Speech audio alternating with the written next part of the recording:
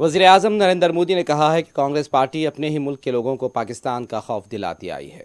Congress leader के एक बयान का हवाला देते हुए ओडिशा के में रैली से खिताब करते हुए वज़ीर-ए-आज़म मोदी ने कहा कि कांग्रेस के लोग संभल कर चलो, पाकिस्तान के पास एटम बम है। ये उनका कहना था। वज़ीर-ए-आज़म ने कहा कि पाकिस्तान एटम बम रखने का काबिल नहीं है, एटम बम को रखने के काबिल नहीं है और वो उसे बेचने का ख्वाहिशमंद है, ख़रीदार की तलाश कर रहा है।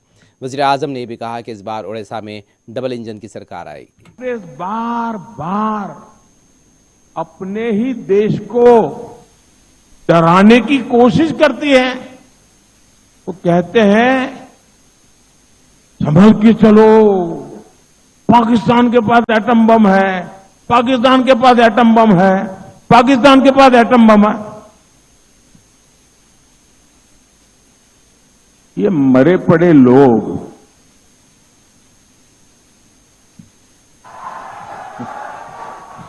ये देश के मन को भी मार रहे हैं जी। और कांग्रेस का हमेशा ऐसा ही रवैया है। पाकिस्तान के बम बम बम की बातें करते हैं ना, आज तो पाकिस्तान का हालात ये है कि बम को संभालना कहां, वो भी उसके बस का रोग नहीं है।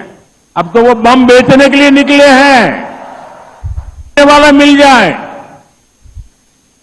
और लोगों को मालूम है क्वालिटी में सब नहीं है, वो माल भी बिकता नहीं है।